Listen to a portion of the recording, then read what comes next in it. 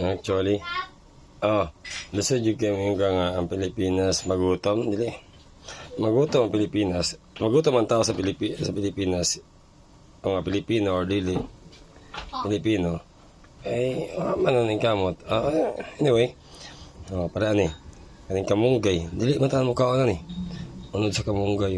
Para makaon siya. Taas kay iyang nutrients, taas kay vitamins. Dili mo kaon ni. Wala na anad.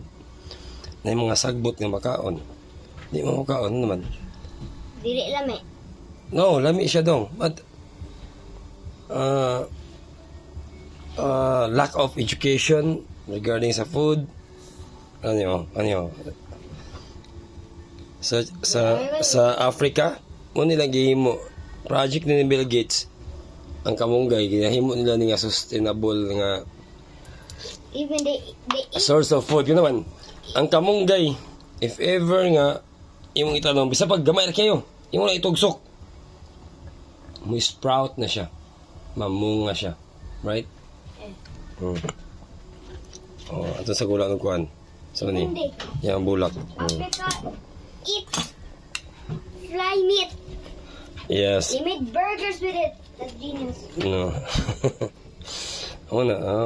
Akong point dong, ang Pilipinas ba, kung daghan gigutom, daghan malimos.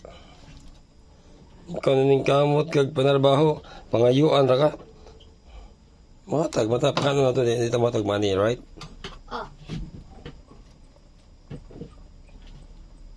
That money belongs to Mommy.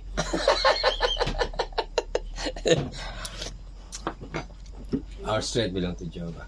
I mean, our money belongs to mommy. anything I earn belongs to Mommy. That's Mommy's property, right?